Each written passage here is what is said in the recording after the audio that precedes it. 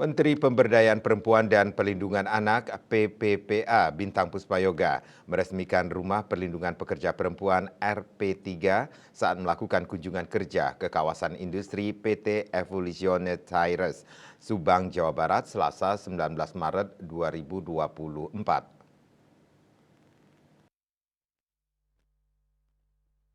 Penyediaan prasarana rumah perlindungan pekerja perempuan (RP3) di tempat kerja oleh perusahaan adalah sebagai salah satu bentuk komitmen perusahaan dalam pemenuhan hak dan perlindungan bagi pekerja perempuan. Dalam kunjungan kerja ke kawasan industri PT Evolusioni Tairis, Subang, Jawa Barat, Menteri PPPA, Bintang Puspayoga dengan tegas menuturkan keberadaan RP3 bisa memberikan rasa aman dan rasa nyaman bagi para pekerja perempuan. Alhamdulillah hari ini berkat rahmat Tuhan Yang Maha Kuasa kita bisa berkumpul bersama dalam acara menghadiri peresmian Rumah Perlindungan Pekerja Perempuan di PT IPOTI ini. Tentunya mudah-mudahan seperti harapan kita bersama dengan peresmian ini akan membawa kemanfaatan bagi kita semua, khususnya bagi para pekerja perempuan yang ada di PT IPOTI ini. Pada hari ini, sekali lagi Pak Sarip beserta jajaran PT IPOTI, kami menyampaikan apresiasi yang setinggi-tingginya yang telah berkenan menerapkan kebijakan RP3, Rumah Perlindungan Pekerja Perempuan di Kabupaten Subang. Tentunya diharapkan dengan keberadaan daripada RP3 ini akan bisa memberikan rasa aman, akan bisa memberikan rasa nyaman bagi para pekerja perempuan. PT Evolusioni Tairis menjadi salah satu perusahaan yang berkomitmen terhadap zero toleran kekerasan dan pelecehan seksual di tempat kerja dengan pembentukan RP3. Pembentukan RP3 ini menjadi yang pertama di Subang.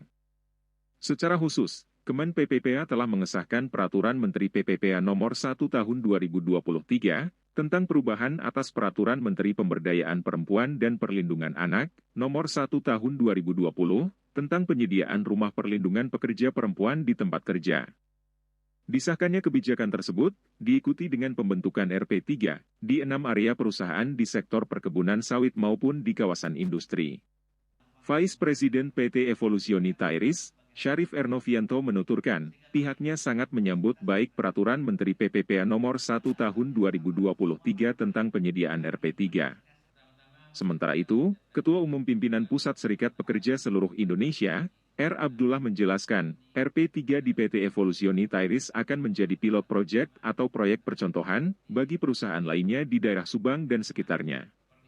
Turut mendampingi kunjungan kerja Menteri PPPA di Subang, penjabat Kabupaten Subang, Imran menyambut baik pembentukan RP3 pertama di Kabupaten Subang.